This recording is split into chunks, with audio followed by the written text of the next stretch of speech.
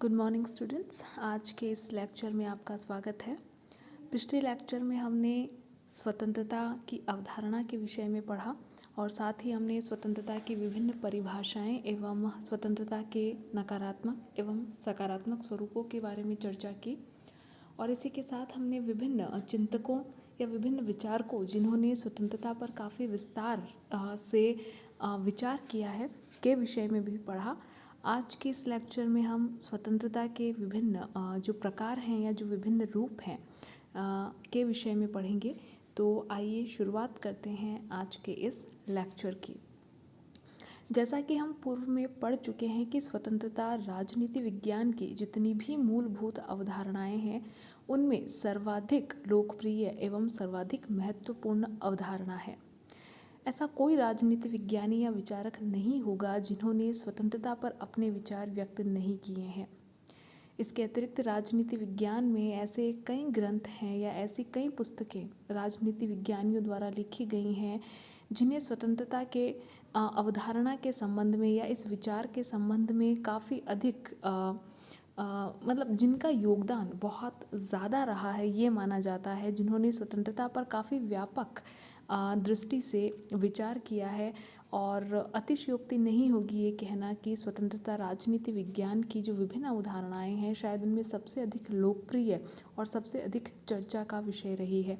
और इसी की ओर इंगित करते हुए मॉन्टेस्क्यू ने लिखा है, स्वतंत्रता के अतिरिक्त शायद ही ऐसा कोई शब्द हो जिसके इतने अधिक अर्थ होते हों कि जिससे नागरिकों के मस्तिष्क पर इतना गहरा प्रभाव डाला हो। विभिन्न विचारकों ने अपने अपने दृष्टिकोण से स्वतंत्रता पर विचार किया है। यही कारण है कि स्वतंत्रता पर विभिन्न दृष्टिकोणों से विचार करने के कारण ये अवधारणा अपने आप में ही काफ़ी अधिक व्यापक हो गई है। हालांकि नीचे दिए गए इन 7 बिंदुओं के आधार पर स्वतंत्रता के प्रकार नहीं बताए जा सकते, लेकिन फिर भी मोटे मोटे तौर पर ये स्वतंत्रता के विभिन्न प्रकार हैं जिन पर हम एक एक करके चर्चा करेंगे। सबसे पहले हम बात करते हैं प्राकृतिक स्वतंत्रता की। यह अवधारणा यह मानकर चलती है कि जो स्वतंत्रता है वह प्रकृति की देन है और मनुष्य जन्म से ही स्वतंत्र होता है। इस विचार को और अच्छे से अभिव्यक्त करते हुए रूसो ने लिखा है, मनुष्य स्वतंत्र उत्पन्न होता है किंतु सर्वत्र यह बंधनों में बंधा हुआ है। प्राकृतिक स्वतंत्रता का आशय मनुष्यों की अपनी इच्छा अनुसार कार्य करने की स्वतंत्रता से है। संविदावादी यानी कि जो सामाजिक समझौतावादी विचारक हैं वे कहते हैं कि राज्य की उत्पत्ति से पूर्व ही व्यक्तियों को इस प्रकार की स्वतंत्रता प्राप्त थी। अमेरिका का चाहे स्वतंत्रता का घोषणा पत्र हो या फ्रांस की राज्य क्रांति हो, में भी इसी प्रकार की स्वतंत्रता का प्रतिपादन किया गया है। प्राकृतिक स्वतंत्रता की इस अवधारणा के अनुसार जो स्वतंत्रता है वह प्रकृति प्रदत्त है और निरपेक्ष है, अर्थात जो समाज या अथवा राज्य है वो व्यक्ति की स्वतंत्रता को किसी भी प्रकार से प्रतिबंधित नहीं कर सकता, उस पर किसी भी प्रकार के बंधन नहीं लगा सकता। लेकिन प्राकृतिक स्वतंत्रता की जो यह अवधारणा है ये निश्चित तौर पर भ्रमात्मक है या भ्रमपूर्ण है।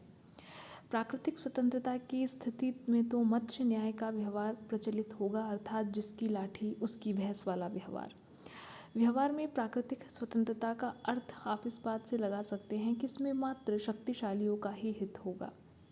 जिस समाज के अंतर्गत स्वतंत्रता का अस्तित्व शक्ति पर आधारित हो वहाँ निश्चित तौर पर निर्बल लोगों का कोई जीवन नहीं होगा। और एक तरीके से या व्यवहारिक दृष्टि से देखा जाए तो समाज में रहकर निरपेक्ष अर्थात अबाध या ऐसी स्वतंत्रता जिस पर कोई प्रतिबंध या सीमा ही ना हो का उपभोग करना संभव नहीं है। सामूहिक हित में स्वतंत्रता को सीमित करना नितांत आवश्यक हो जाता है। इस धारणा की आलोचना किए जाने पर भी इसका काफ़ी महत्व है, क्योंकि यह जो अवधारणा है यह इस बात को बताती है कि प्रत्येक व्यक्ति की कुछ स्वाभाविक शक्तियाँ होती हैं तथा व्यक्ति के व्यक्तित्व का विकास इन शक्तियों के विकास पर ही निर्भर करता है। अतः ऐसे में राज्य का कर्तव्य है कि वह अपने नागरिकों को इन शक्तियों के विकास हेतु पूर्ण अवसर प्रदान करे। वर्तमान समय में प्राकृतिक स्वतंत्रता का विचार इस रूप में मान्य है कि व्यक्ति समान है और उन्हें व्यक्तित्व के विकास हेतु समान अवसर एवं सुविधाएं प्रदान की जानी चाहिए। प्राकृतिक जो अवधारणा है या जो प्राकृतिक स्वतंत्रता की अवधारणा है, चाहे उसकी जितनी भी आलोचना की जाती हो, लेकिन ये आज भी मान्य है और कहीं ना कहीं जो विभिन्न प्रकार की स्वतंत्रताएं हैं उसके आधार के रूप में कार्य करती हैं।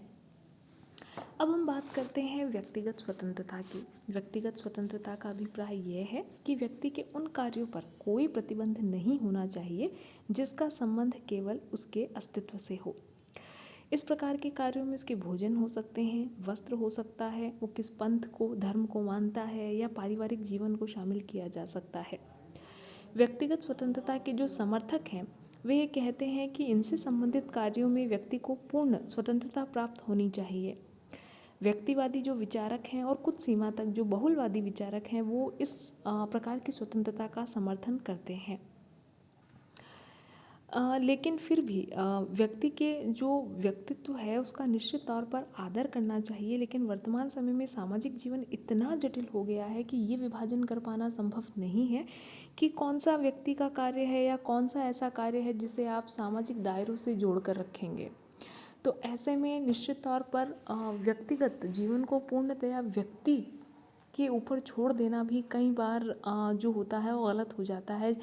और जो राज्य या जो भी अथॉरिटीज़ होती हैं उन्हें सार्वजनिक स्वास्थ्य, शालीनता, व्यवस्था के हित में व्यक्ति के भोजन संबंधी, वस्त्र संबंधी या धार्मिक स्वतंत्रता संबंधी जो भी व्यवस्थाएं हैं उन पर भी प्रतिबंधों की आवश्यकता हो सकती है। समाजवादी विचारधारा का तो आधार ही यही है कि व्यक्ति के सभी कार्य जो हैं वो प्रत्यक्ष अप्रत्यक्ष यानी कि डायरेक्टली इनडायरेक्टली समाज पर गहरा प्रभाव डालते हैं। अतः समाज के पास इन कार्यों को प्रतिबंधित, नियमित यानी कि रेगुलेट करने का जो पावर है वो होना ही चाहिए। अतः हम ये कह सकते हैं कि व्यक्तिगत स्वतंत्रता के इस विचार में इतनी सत्यता अवश्य है कि जिन कार्यों का संबंध किसी एक व्यक्ति से हो उसके विषय में उसे पूर्ण स्वतंत्रता प्राप्त होनी चाहिए। लेकिन फिर भी हम जानते हैं मनुष्य एक सामाजिक प्राणी है, तो ऐसे में उसे आप समाज से पृथक करके नहीं देख सकते। तो ऐसे में निश्चित तौर पर जो पूर्ण व्यक्तिगत स्वतंत्रता है वह भी एक भ्रामक स्थिति है जो व्यवहार में संभव नहीं है। अब हम बात करते हैं नागरिक स्वतंत्रता की। नागरिक स्वतंत्रता का जो अभिप्राय है वो सीधे शब्दों में यह है कि वे स्वतंत्रताएं जो किसी व्यक्ति को किसी राज्य का नागरिक यानी कि किसी राज्य का सदस्य होने के नाते प्राप्त होती है उसे नागरिक स्वतंत्रता कहा जाता है। नागरिक स्वतंत्रता का जो उद्देश्य है वह है व्यक्ति की स्वतंत्रता की गारंटी प्रदान करना और कहीं ना कहीं निरंकुश शासन से उसकी रक्षा करना और साथ ही उसे व्यक्तित्व विकास के अवसर प्रदान करना। नागरिक स्वतंत्रता दो प्रकार की होती है, एक शासन के विरुद्ध और एक व्यक्ति को व्यक्ति और व्यक्ति के समुदाय से स्वतंत्रता। शासन के विरुद्ध व्यक्ति की जो स्वतंत्रता है वो मौलिक अधिकारों के माध्यम से किसी भी प्रकार से स्वीकृत की जा सकती है। नागरिक स्वतंत्रता का दूसरा रूप मनुष्य के वे अधिकार हैं जिन्हें वह राज्य के अन्य समुदायों और मनुष्यों के विरुद्ध प्राप्त करता है। साधारण तौर पर नागरिक स्वतंत्रता का स्तर सभी राज्यों में एक सा नहीं होता। जैसे रूस के संविधान द्वारा अपने नागरिकों को आर्थिक स्वतंत्रताएं भी प्रदान की गई हैं, तो जो पश्चिमी शासन व्यवस्थाएं हैं, चाहे उसमें अमेरिका को ले लें, ब्रिटेन को ले लें, या जितने भी पश्चिमी संविधान हैं वो स्वतंत्रता पर विशेष तौर पर बल देते हैं। तो ऐसे में कुल मिलाकर हम ये कह सकते हैं कि जिस भी राज्य में स्वतंत्रता का स्तर जितना ऊंचा होगा वह राज्य या वह राष्ट्र उतना ही अधिक लोकतांत्रिक एवं कल्याणकारी कहा जा सकता है। अब हम बात करते हैं राजनीतिक स्वतंत्रता के विषय में। अपने राज्य के कार्यों में स्वतंत्रतापूर्वक सक्रिय रूप से भाग लेने की जो स्वतंत्रता है उसे ही राजनीतिक स्वतंत्रता कहा जाता है। यानी कि शासन के कार्यों में भाग लेने की जो स्वतंत्रता है वही राजनीतिक स्वतंत्रता है। और जो राजनीतिक स्वतंत्रता है उसके अंतर्गत आप किन चीज़ों को शामिल कर सकते हैं, किन अधिकारों को शामिल कर सकते हैं, जैसे मतदान देने का अधिकार हो सकता है, किसी भी चुनाव में उम्मीदवारी करने का अधिकार हो सकता है, उचित योग्यता होने पर आप किसी भी सार्वजनिक पद को धारण कर सकते हैं, या फिर आप सरकार के कार्यों की आलोचना कर सकते हैं। तो कुल मिलाकर यह स्पष्ट है कि राजनीतिक स्वतंत्रता केवल नो डाउट लोकतांत्रिक देशों में ही प्राप्त हो सकती है। बाकी क्योंकि किसी भी देश का जो विकास है या लोकतंत्र को मापने की जो कसौटी है वो निश्चित तौर पर राजनीतिक स्वतंत्रता है। राजनीतिक स्वतंत्रता के अभाव में नागरिक स्वतंत्रता का कोई मूल्य नहीं रह जाता, क्योंकि राजनीतिक स्वतंत्रताओं के उपयोग से ही समाज का निर्माण संभव होता है, जिसमें नागरिक स्वतंत्रताओं की रक्षा संभव हो सकती है। इसके बाद हम बात करते हैं आर्थिक स्वतंत्रता की। वर्तमान युग में आर्थिक स्वतंत्रता का अभिप्राय एक ऐसी स्थिति से है जिसमें व्यक्ति अपने आर्थिक जो भी प्रयास करता है, जो भी प्रयत्न करता है, के लाभ को स्वयं प्राप्त करने की स्थिति में हो और तथा किसी प्रकार उसके श्रम का दूसरे के द्वारा शोषण न किया जा सके। इस तथ्य की ओर इंगित करते हुए लास्की ने लिखा है कि आर्थिक स्वतंत्रता का अर्थ यह है कि प्रत्येक व्यक्ति को अपनी जीविका कमाने की समुचित सुरक्षा और सुविधा प्राप्त हो। व्यक्ति को बेरोजगारी और अपर्याप्तता की स्थिति में क्योंकि बेरोजगारी और अपर्याप्तता की अपेक्षा व्यक्तित्व की समस्त शक्ति को बहुत अधिक आघात पहुंचाती है। व्यक्ति को कल को, जो आने वाला कल है व्यक्ति का, उसे उसकी आवश्यकताओं से मुक्त रखा जाना चाहिए। जो विभिन्न इंडस्ट्री है, जैसे जो उद्योग हैं, उनमें प्रजातंत्र की स्थापना श्रमिक वर्ग के हित का साधन है। मूल रूप से आर्थिक स्वतंत्रता का तात्पर्य सभी व्यक्तियों को अपनी जो अनिवार्य आवश्यकताएं हैं और जो संतुष्टि और गंभीर आर्थिक विषमताएं हैं, उसके अंत से ही इसका मतलब लगाया जा सकता है कि कुल मिला के जो व्यक्ति जितने आर्थिक प्रयत्न कर रहा है, उसके बदले में उसे उसका प्रतिफल मिले और कोई भी उसका शोषण करने की स्थिति में ना हो, या उसके आर्थिक जीवन को एक प्रकार से कहने का अभिप्राय है कि शोषण मुक्त जो होता है, वही एक प्रकार से आर्थिक स्वतंत्रता है। अब हम बात करते हैं राष्ट्रीय स्वतंत्रता की।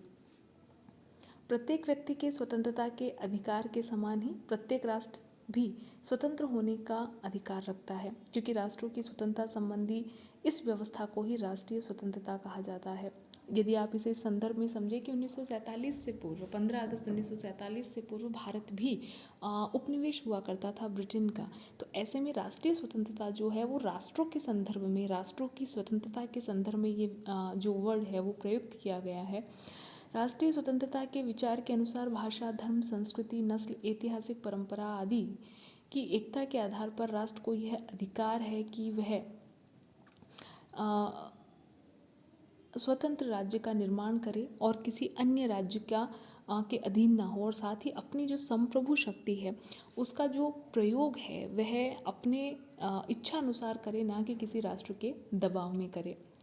किंतु जिस प्रकार व्यक्ति की स्वतंत्रता दूसरे व्यक्तियों की समान स्वतंत्रता से सीमित होती है, ठीक उसी प्रकार एक राष्ट्र की स्वतंत्रता भी दूसरे राष्ट्रों की समान स्वतंत्रता से सीमित होती है। संपूर्ण मानवता के हित में ऐसा होना भी चाहिए। अब हम बात करते हैं नैतिक स्वतंत्रता के विषय में। व्यक्ति को अन्य सभी प्रकार की स्वतंत्रताएं प्राप्त होने पर भी यदि वह नैतिक दृष्टि से स्वतंत्र नहीं है तो उसे स्वतंत्र नहीं कहा जा सकता।